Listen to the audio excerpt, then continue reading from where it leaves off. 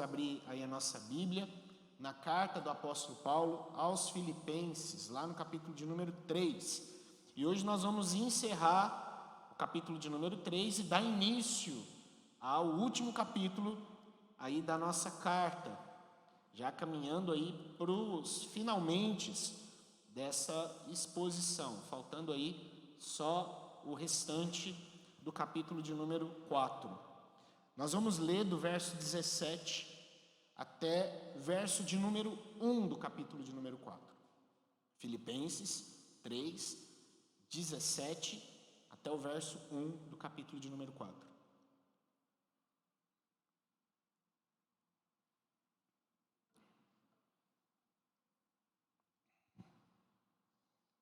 Diz assim a palavra do nosso Deus: Irmãos, sede imitadores meus, e observai os que andam segundo o modelo que tendes em nós,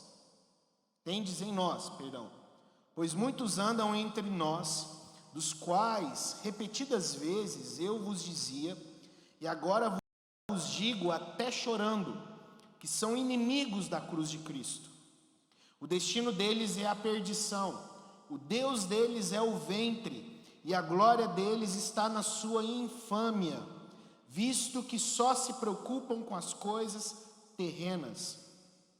Pois a nossa pátria está nos céus, de onde também aguardamos o Salvador, o Senhor Jesus Cristo, o qual transformará o nosso corpo de humilhação para ser igual ao corpo da sua glória, segundo a eficácia do poder que ele tem de até subordinar a si todas as coisas. Portanto, meus irmãos, amados e muito saudosos, minha alegria e coroa, sim, amados, permanecei deste modo, firmes no Senhor. Somente até aí a leitura. Vamos orar mais uma vez? Pai, muito obrigado pela Tua palavra, muito obrigado, Deus, por esse tempo de culto, obrigado pelas canções, obrigado, Senhor Deus, ó Pai, pelas leituras feitas até aqui. Obrigado, Deus, ó Pai, pelo que o Senhor já falou aos nossos corações até esse momento. E pedimos agora, ó Deus, que o Espírito Santo do Senhor fale conosco. Ó Deus, em nome de Jesus, que eu não fale da minha parte, mas aquilo que for dito, que seja da parte do Senhor aos nossos corações. É o que nós te pedimos em nome de Jesus Cristo. Amém. Amém. Diante desse texto, irmãos, eu gostaria de meditar com vocês sobre o seguinte tema: a firmeza e esperança. Gostaria de meditar nesse tema com você esta noite, ainda dentro dessa nossa série, Constante Alegria. Firmeza e esperança são algo que fazem parte da nossa vida de alegria no Senhor. Nós temos aonde nos firmar, Cristo Jesus, a nossa rocha. Nós temos uma esperança, e essa esperança também está firmada em Cristo Jesus, a nossa rocha. Então, firmeza e esperança são um tema completamente pertinente à fé cristã, à nossa vida cristã. Mas tem uma coisa que tira a nossa esperança, que tira a nossa firmeza, que às vezes fazem os nossos pés vacilarem de alguma forma, é quando nós nos deparamos com inimigos, é quando nós nos deparamos com aqueles que se opõem a nós, se opõem à nossa fé, se opõem à igreja do Senhor. E nós sabemos que o mundo, ele traz consigo esses inimigos. Aliás, o próprio mundo é um dos nossos inimigos. A palavra de Deus, o próprio Jesus Cristo, ele vai dizer nos evangelhos que muitos iriam nos odiar por causa da nossa fé. Então, não é novidade para você que, pelo fato de você crer em Jesus Cristo, inimigos se levantam contra a igreja, contra você. Nós temos vários inimigos que vêm externamente, tentam assolar a vida da igreja, mas a pergunta que fica para nós é: e quando os inimigos estão do lado de dentro?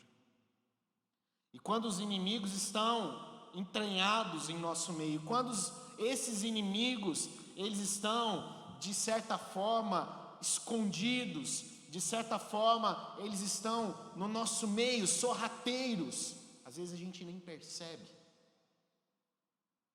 mas às vezes nós percebemos e nos falta talvez coragem para nos levantarmos com autoridade e ousadia e combater esses inimigos que estão internos, que estão entranhados, que estão no nosso meio. Quando nós lemos a carta aos Filipenses, e quando a gente chegou no capítulo de número 3, nós vemos Paulo fazendo algumas acusações com respeito a inimigos da fé em Cristo Jesus, a pessoas que se levantavam contra a fé em Cristo Jesus. Nós vimos, por exemplo, lá no início do capítulo de número 3, falando sobre os judaizantes. Você se lembra muito bem disso? Os legalistas, esses que diziam que a salvação era por mérito do cumprimento das obras, que diziam que só é necessário ou só é possível ser salvo se o cumprimento das obras for observado, se a pessoa é circuncidada, se ela observa o calendário judaico, ou seja, é necessário cumprir uma série de coisas para se alcançar essa salvação. Inimigos da igreja. Mas é interessante que esses judaizantes, missionários judeus, que tinham como objetivo angariar crentes para se converterem ao judaísmo, eles não se associavam às igrejas, eles não se tornavam membros, eles não se arrolavam como membros das igrejas dos cristãos. Eles não faziam isso. Eles eram espertos, eles não queriam se misturar, porque vez ou outra explodia perseguição contra as igrejas, e eles eram os primeiros a levantar o dedo e acusar os crentes para que eles fossem perseguidos. A gente vê isso na história da igreja cristã, a gente vê isso no livro de Atos acontecendo. Aqueles que por muitas vezes se aliavam a Roma com o intuito de perseguir os cristãos, os judaizantes, eles eram espertos, eram inimigos externos. A cidade de Filipos, ela não tinha uma sinagoga, então não havia um local onde esses judeus se reuniam, mas eles vinham das circunvizinhanças, das cidades próximas, com esse intuito: precisamos angariar cristãos para o judaísmo. Mas agora Paulo, ele passa a combater inimigos que estão entranhados dentro da igreja. Inimigos que estão ali enraizados dentro da igreja. E são inimigos terríveis porque Paulo até mesmo chora ao alertar a igreja desses que estão enraizados, estão ali de certa forma sorrateiros no meio da igreja. Esses não são como os legalistas, não são como os legalistas. Na verdade, eles vão na contramão do legalismo. Eles pregam uma mensagem oposta ao legalismo. Eles pregam uma mensagem de liberdade, dizendo que para o cristão obra nenhuma é necessário, conduta nenhuma é necessário. Esse grupo era conhecido como libertinos, pregando uma liberdade total. Cristo nos salvou, então não há mais pecado. Cristo me salvou, então o adultério ele não é mais pecado, a mentira não é mais pecado, a cobiça não é mais pecado. Não existe pecado mais, não importa como você vive, Cristo te salvou. E é sobre esses que Paulo passa a mencionar nesse momento. Inimigos que estavam dentro da igreja, inimigos que estavam enraizados dentro da igreja. E ele faz algumas acusações, ele faz algumas recomendações aqui no nosso texto que eu gostaria de analisar brevemente com você. Veja o que ele diz no verso de número 17. Paulo inicia o verso de número 17 dizendo que há aqueles que devem servir de modelo. Há pessoas que precisam entender que devem ser modelo, precisam ser imitadas. E Paulo diz isso sobre ele mesmo: irmãos, sede imitadores meus, e observai os que andam segundo o modelo que tendes em vós. Ele exorta aos crentes de Filipos que o imitem, e não só o imitem, mas imitem também a outros que andam de igual modo. E que modo é esse que Paulo está dizendo? Se você se lembra, lá no início da nossa carta, lá no capítulo de número 1, tem um verso, e eu já disse aqui algumas vezes que esse verso ele é extremamente importante para o entendimento dessa carta, e é o verso de número 27 do capítulo de número 1. Veja como o verso de número 27 ele se inicia: vivei acima de tudo por modo digno do evangelho de Cristo. É a ordem que vai coordenar tudo que Paulo está dizendo aqui agora. É a ordem que coordena o capítulo 2, é a ordem que coordena o capítulo de número 3. Vivei por modo digno do evangelho de Cristo Jesus. É como se Paulo estivesse dizendo o seguinte: olha, lembre-se daquilo que eu disse. Vocês precisam ser modelo. Vocês precisam viver de modo digno do evangelho. Vocês precisam viver em conformidade ao evangelho. Ele disse isso no nosso texto anterior. Tenham uma vida coerente. A gente falou sobre isso semana passada. Vivam em conformidade, vivam de acordo com aquilo que vocês aprenderam, daquilo que vocês receberam. Vivam em conformidade. Então, sejam um exemplo, sejam um modelo, sejam um padrão. Me imitem e imitem a tantos outros que vivem nesse modelo, seguindo esse exemplo de Cristo Jesus. Porém, Paulo ele diz que há irmãos que deixaram de ser modelo. Há irmãos que não são modelo. Há irmãos que vocês, na verdade, não devem imitá-los. E é o que ele vai dizer do verso 18 até o verso 19. Paulo passa a mostrar a razão para a exortação dele. Muitos andam entre nós, ele diz, muitos andam entre nós, dos quais eu, repetidas vezes, já disse para vocês, até chorando, são inimigos da cruz. São inimigos da cruz.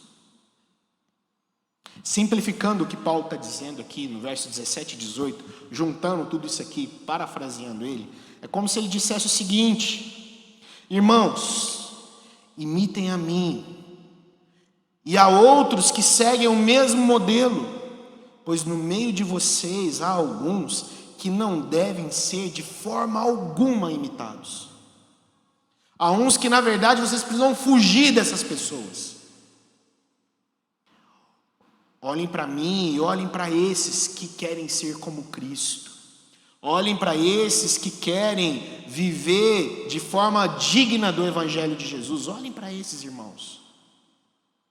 Não olhem para esses outros que na verdade são inimigos. E Paulo exorta, e é interessante que ele faz algumas declarações para ajudar a igreja a identificar quem são esses irmãos. Paulo ele ajuda a igreja. Ele passa aqui alguns exemplos, algumas questões que vão ensinar, vão auxiliar a igreja a saber quem são esses inimigos. Veja o que ele diz. A primeira coisa que ele vai dizer aqui no verso de número 18, diz que eles são muitos e o que? Andam no meio de nós. Então esse primeiro alerta de Paulo é: fique esperto. Eles são muitos e eles estão no nosso meio. A gente está falando aqui de uma igreja que já existia há algum tempo. Se você se lembra, algumas mensagens atrás, eu disse aqui que aproximadamente 10 anos depois que Paulo sai de Filipos, ele escreve essa carta. Então aproximadamente 10 anos se passaram. Então nós temos aqui pouco mais de 10 anos de história da igreja. E o que o texto nos diz aqui, o que fica claro aqui para nós, é que esse grupo, esses inimigos, eles cresceram ali. Eles discipularam outros, influenciaram outros.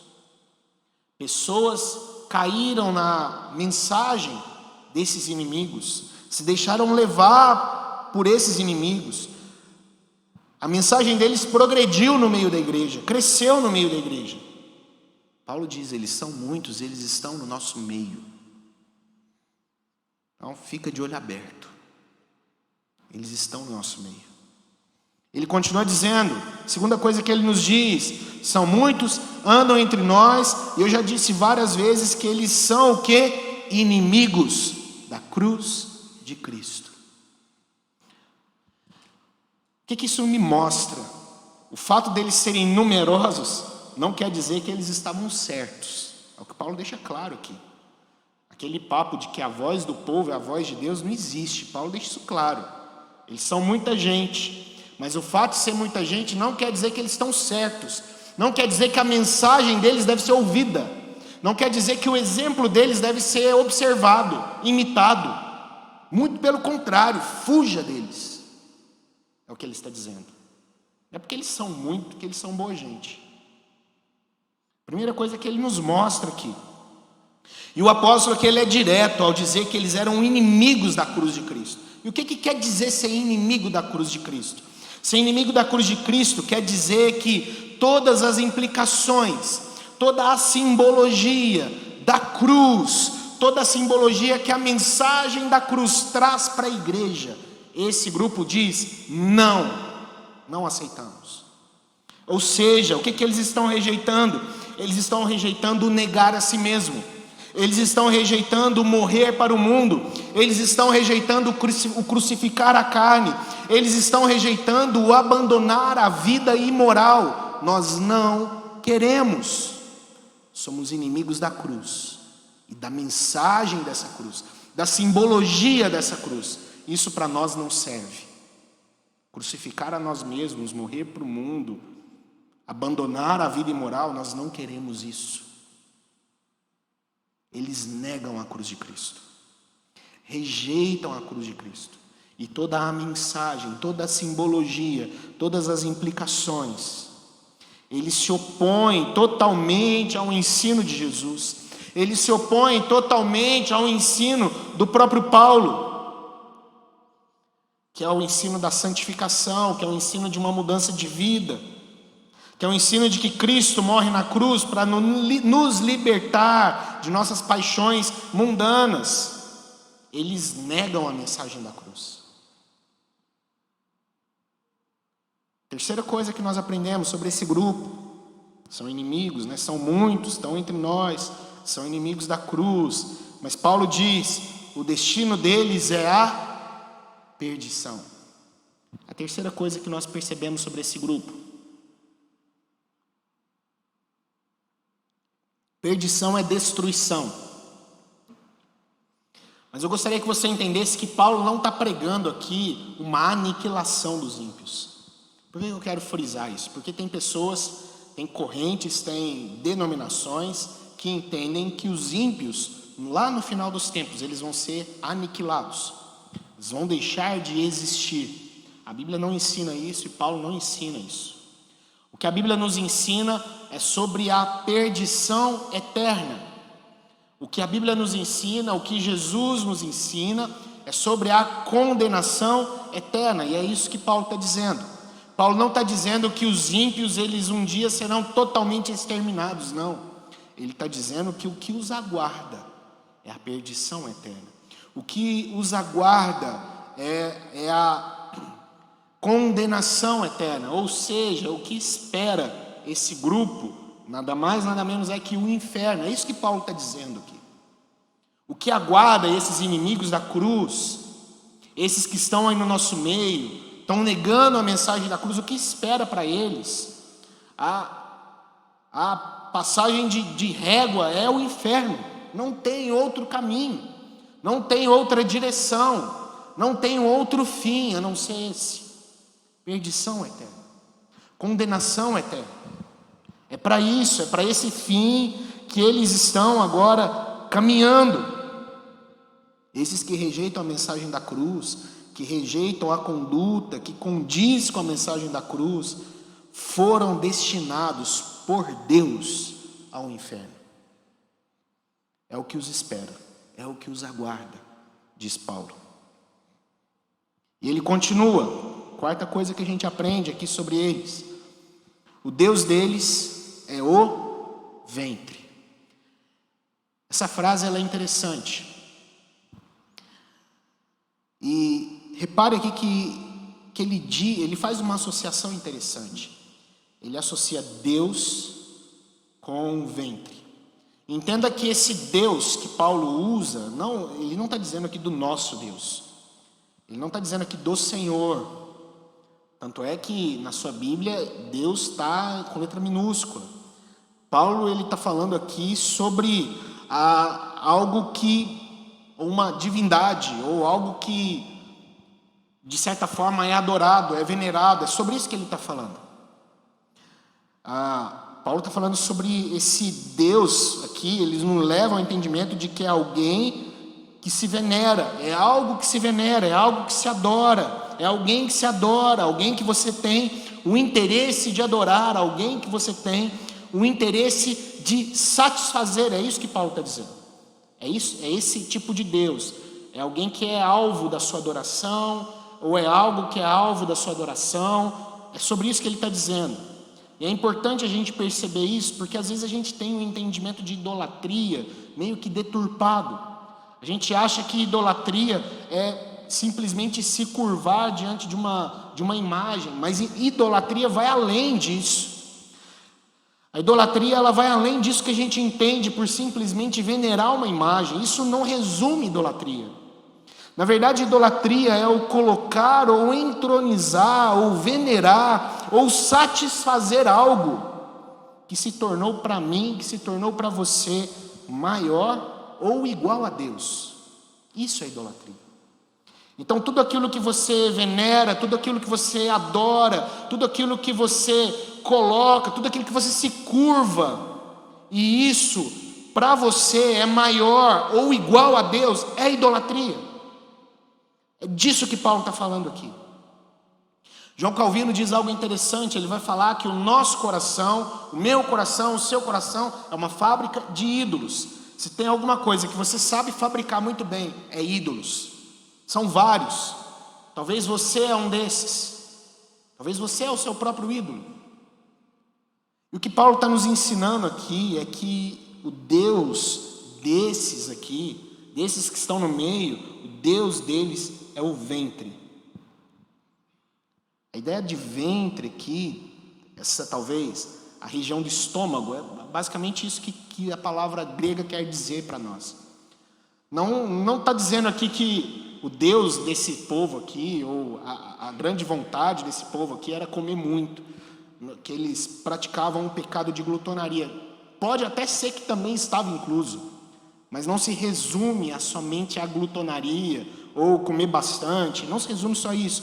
A ideia de ventre, ela traz para nós um sentido muito mais figurativo do que um sentido literal.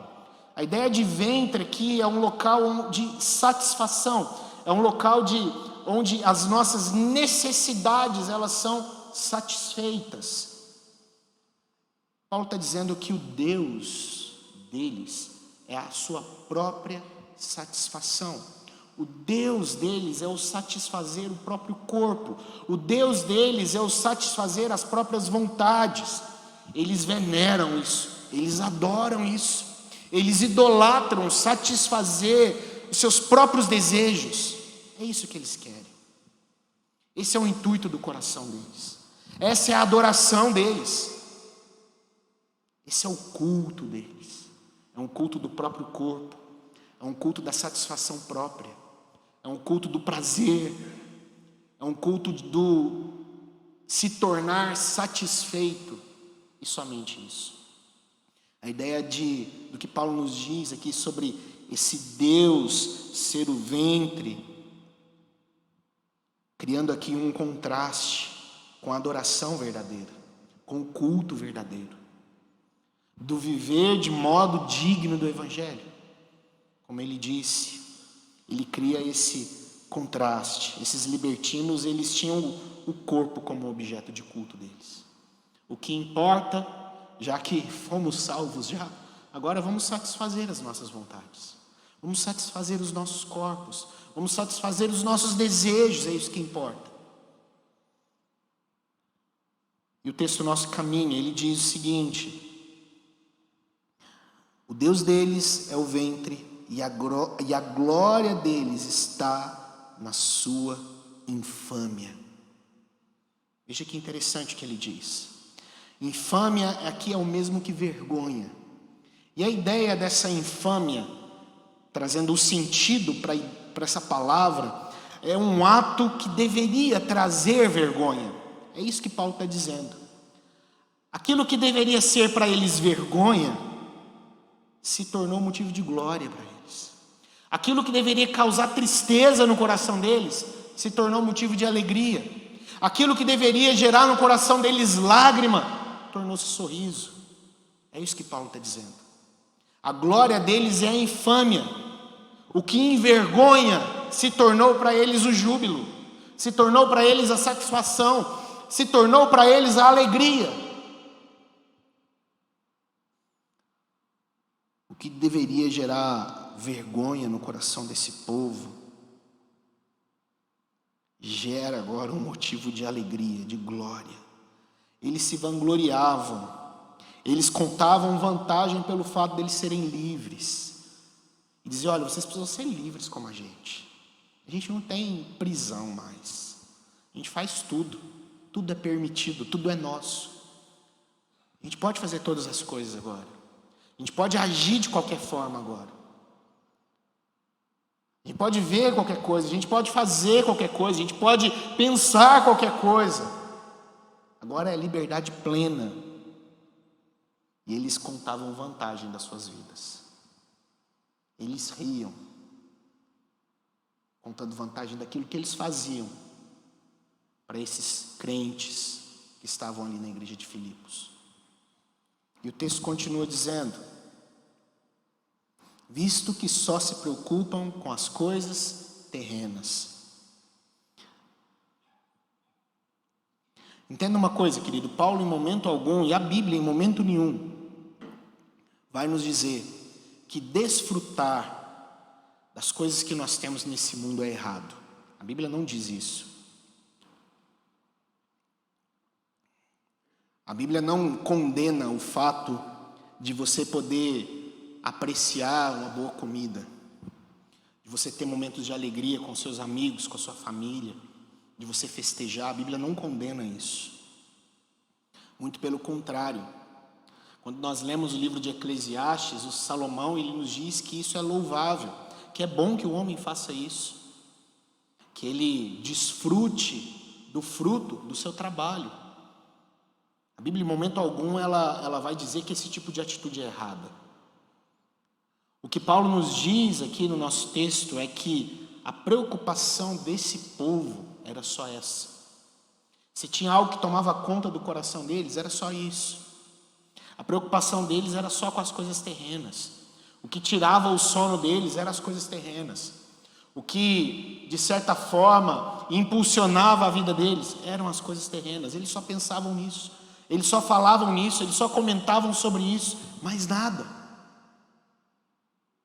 Deus era deixado de lado, as coisas do Senhor eram deixadas de lado, a vida celestial era deixada de lado, tudo era deixado de lado em favor da satisfação terrena. Esse é o ponto colocado aqui pelo apóstolo Paulo.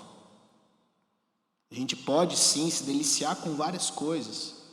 Podemos comer uma boa comida, podemos sair com os nossos amigos. Para o prazer sexual, Deus providenciou o casamento. Podemos desfrutar daquilo que está diante de nós. Podemos fazer isso. Agora, estes libertinos só tinham isso em mente. O hoje, o aqui. Os seus corações, suas mentes estavam enraizados nesse mundo, presos nesse mundo. E Paulo já havia alertado aos filipenses: olha, Esses aí, esse grupo numeroso aí, esse grupo que são inimigos da cruz, esse grupo que estão destinados à perdição, esse grupo que eu já disse a vocês que o Deus deles é o ventre, a glória deles é a infâmia, a preocupação deles é com as coisas dessa terra. Esse grupo, eu já alertei várias vezes, mas agora eu faço isso chorando, através dessa carta a vocês. Eu acho interessante Paulo dizer isso. É a única vez numa carta onde Paulo fala que ele está chorando. É a única vez onde Paulo menciona que ele está derramando lágrimas. E aqui nos chama mais uma vez a atenção para o carinho, para o amor que Paulo tinha por essa igreja. O quanto ele amava Jesus, o quanto ele amava a igreja de Deus, o quanto ele amava o reino de Deus, e o quanto ele amava a igreja de Filipos de modo específico. Como ele amava esses irmãos. Quando nós chegamos aqui lá no verso de número 1, do capítulo 4, os adjetivos que ele diz: meus irmãos, amados, muito saudosos, eu tenho saudade de vocês, minha alegria, vocês são a minha alegria, são a minha coroa. É a primeira vez também numa carta que Paulo diz que está com saudade de alguém. Interessante isso, o carinho que ele tinha por essa igreja, o amor que ele tinha por essa igreja. E o nosso texto ele continua, criando agora um contraste, criando agora esse contraste entre os libertinos e a verdadeira liberdade em Cristo. Paulo diz algumas características por que nós não podemos imitar esses libertinos. Verso 20 e 21, ele diz, primeira coisa, a nossa pátria ela está nos céus. É a primeira coisa. Nós não temos uma cidadania somente terrena. Somos cidadãos brasileiros, mas a nossa cidadania maior ela é celestial. Por isso Paulo diz: vivam de modo digno do evangelho. Vivam em conformidade com essa cidadania. Se somos brasileiros, precisamos viver em conformidade com as leis do Brasil. Se você vai para um outro local, se você vai ter uma dupla cidadania, você precisa, estando nesse outro país, viver em conformidade com as leis daquele país. Mas nós temos essa cidadania celestial e às vezes a gente insiste em deixar de observar as ordenanças dessa cidadania. Mas Paulo diz, nós somos esses cidadãos. A nossa cidadania, ela é celestial, ela é maior. Ela é maior. Primeiro, antes de ser brasileiro, eu tenho uma cidadania celestial. Antes de ser americano, eu tenho uma cidadania celestial. É isso que Paulo diz aqui. Ele continua: pois a nossa pátria está nos céus, de onde também aguardamos o Salvador. É de lá que nós esperamos o Salvador. Ou, traduzindo aqui de forma mais literal o texto, é de onde nós esperamos um Salvador. É o único, não tem outro. Não tem outra palavra, não tem outro mediador. Só há esse que nós aguardamos de lá. E ele diz, olha, esse Salvador é o Senhor Jesus Cristo. A nossa esperança está lá. Os libertinos, eles não têm outra esperança a não ser aqui. E aqui terá um fim. E o que aguarda eles é perdição. Agora nós aguardamos, nós temos uma esperança, que é esse Salvador que virá.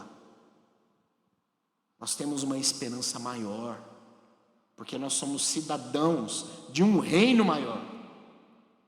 E ele continua dizendo, olha, a nossa pátria está nos céus, de onde também aguardamos o Salvador, o Senhor Jesus Cristo, o qual transformará o nosso corpo de humilhação para ser igual ao corpo da sua glória.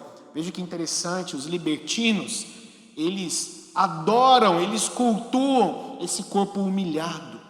E Paulo diz, mas nós aguardamos esse Salvador que transformará esse corpo de humilhação, esse corpo fraco, esse corpo corrupto, esse corpo pecaminoso, Nós aguardamos esse Salvador que transformará, nos dará um corpo novo. A ideia aqui de transformar não é uma transformação física. Por exemplo, eu preciso dar uma transformada no meu corpo, diminuir ele um pouco. Mas Paulo não está falando disso. Paulo está falando de assumir agora uma forma diferente, mas não uma forma física, quadrado, retângulo, triangular, não é isso. Ele fala de essência, de substância. Teremos uma essência diferente. Nós teremos uma essência diferente. Nós teremos uma natureza diferente. Não mais pecaminosa, mas agora santa, perfeita, gloriosa. Esse corpo que, como diz aqui, segundo a eficácia do poder daquele que há de subordinar todas as coisas, segundo o corpo da sua glória, da glória desse Senhor, desse Salvador, a mesma forma que Cristo assume ao ressuscitar ao terceiro dia, Paulo diz, é a mesma forma que nós teremos. É esse corpo glorioso, perfeito, sem pecado. É sobre isso que ele fala. Os libertinos queriam a satisfação de um corpo corrompido. Mas nós aguardamos a transformação desse corpo. E ele diz, encerrando aqui o capítulo de número 3, falando que Cristo ele é poderoso para cumprir tudo isso. Ele é poderoso segundo a eficácia do poder que ele tem. Ele vai subordinar todas as coisas. Ele é poderoso para fazer isso. Não é pelos méritos de Paulo, é pelos méritos de Jesus. E ele termina dizendo, por isso estejam firmes. Firmes nessa esperança, verso de número 4. Portanto, meus irmãos, amados, muito saudosos, minha alegria e coroa, sim, amados, permanecei deste modo firmes no Senhor. Ele termina dizendo isso, estejam firmes, estejam firmados, estejam esperançosos, que nada mova, que nada faça com que os pés de vocês vacilem, estejam firmados. Por mais que as coisas deste mundo se apresentam de uma forma linda, bonita, tenham em vocês o mesmo sentimento de Cristo. Vivam por modo digno do Evangelho. Sejam imitadores daqueles que imitam a Cristo Jesus. Antes de encerrarmos, eu gostaria de trazer algumas conclusões para nós. A primeira conclusão que eu gostaria de trazer para nós é que uma igreja sem problemas é uma ilusão. Perceba o seguinte, a igreja de Filipos era uma igreja maravilhosa, queridos, maravilhosa. Uma igreja grande, numa boa cidade, uma igreja com uma boa condição financeira, lembra? Eles ajudavam Paulo. A igreja de Filipos ajudou a igreja de Jerusalém, que tinham condições financeiras menos favoráveis. Era uma igreja com bons pastores, apóstolo Paulo, Timóteo, Epafrodito, Silas passou por essa igreja, bons pastores. Uma igreja que foi fundada por Paulo, mas é uma igreja que enfrentou seus problemas. Paulo recebe de Epafrodito notícias problemáticas da igreja. Paulo precisa combater aqui, a gente viu os judaizantes, os legalistas que estavam ali dentro da igreja. Lá no capítulo de número 4, a gente vai perceber, nas próximas mensagens, encerrando a nossa série, que havia um conflito de liderança dentro da igreja. Agora tem esses libertinos. Agora pensa, a igreja fundada pelo apóstolo Paulo, a igreja a qual Paulo foi pastor dela, tinha problemas. Agora pensa a igreja que esse Paulo pastoreia, se não vai ter problema. Queridos, igreja perfeita é uma ilusão. É ilusão. Isso precisa trazer para nós o entendimento do quanto a igreja, ou quanto a nossa visão da igreja, ela às vezes é um tanto quanto romântica.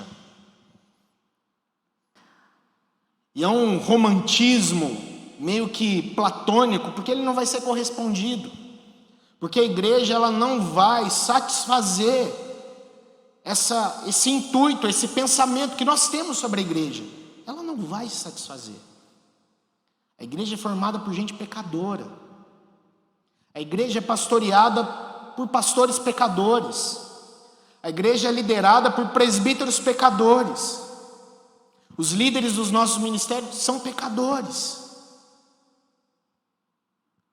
Por isso, se tem um lugar para ter falha, é aqui. Mas o importante é que aqui é onde os nossos pecados, ele é apontado, ele é diagnosticado, ele é tratado. Então, esperar uma igreja perfeita, se você procura uma igreja perfeita, você deve mudar a sua oração. A oração deve ser: Deus, me leva logo. Essa deve ser a oração. Porque aqui nós não encontraremos igreja perfeita. E isso, eu não sei para você, mas isso para mim traz um refrigério tão grande. Isso traz refrigério. Não que nós não precisemos almejar a perfeição, muito pelo contrário. Paulo diz, semana passada eu falei sobre isso. O nosso foco é esse. O nosso foco é esse, essa é a nossa luta diária. Então que Deus possa nos ajudar. Nós somos pecadores em processo de santificação, todos nós somos. Segunda coisa, ouça quem deve ser ouvido e fuja daqueles que não merecem a sua atenção. Existem em nosso meio crentes verdadeiros, e a esses nós precisamos dar ouvidos, a esses nós precisamos dar atenção. Esses que querem ser como Jesus, que amam a palavra, que amam a igreja, se aproxime dessas pessoas. Seja discipulado por essas pessoas. Imite essas pessoas. Tenha elas como exemplo. Exemplo para a sua vida espiritual, exemplo para a sua família, exemplo para a sua conduta. Observe essas pessoas. Nós temos pessoas assim no nosso meio. Pessoas que amam a Jesus. Pessoas que estão lutando para serem como Jesus. E a gente precisa se aproximar de gente assim. Mas também há no nosso meio esses dois grupos aqui, os legalistas, que antes de você chegar para ele apresenta 1001 formas de você adorar o Deus deles de uma forma verdadeira, de você poder fazer parte do grupo deles. Legalistas, antes você precisa primeiramente seguir isso aqui, aquele rolo enorme de regras. Há no nosso meio pessoas assim. Há no nosso meio também esses libertinos que negam as obras, que negam as condutas, que negam uma vida de busca pela moral em Cristo Jesus, que pregam uma imoralidade, que vivem de forma libertinosa, que amam a corrupção, que amam o pecado, que se gloriam daquilo que deveria causar vergonha a eles. Há no nosso meio pessoas assim também. Há no nosso meio aqueles que se dizem crente, mas que vão para a cama com a namorada. Há no nosso meio aqueles que se dizem crente, mas são desonestos no seu trabalho. Há no nosso meio aqueles que dizem crente, mas que não são fiéis. Há no nosso meio.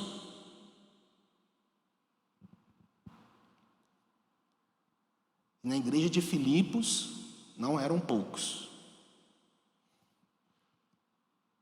As pessoas, infelizmente, hoje estão preocupadas com suas vidas, negam a cruz, negam a mensagem da cruz, negam a transformação, negam a mudança, negam o abandono, negam a mortificação da carne e da vontade delas. Querem somente satisfação, se gloriam do que deveria ser para eles vergonha. E, infelizmente, a gente vê muito isso. Infelizmente tem pessoas que sem pudor algum, sem medo algum, estão numa festa cheia de bebedice, tiram foto e acham bonito, se dizem crente. Domingo põe roupinha de ver Deus, vem para a igreja, levanta a mão, faz oração.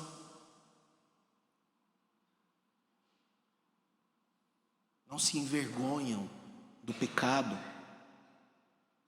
Não se envergonham. Muito pelo contrário, se gloriam dele. Se alegram nele. Se regozijam com ele.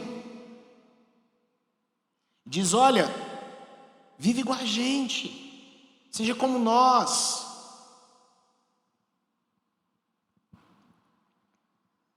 Terceira coisa, seja um exemplo.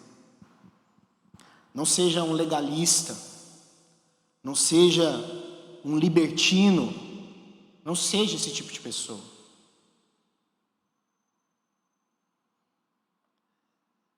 Veja para que você não faça parte desses grupos. Viva o cristianismo bíblico. E o cristianismo bíblico, ele prega a salvação com obras. Não é pelas obras, mas é com obras. Por isso Paulo diz, viva de modo digno do evangelho. Viva em conformidade com esse evangelho.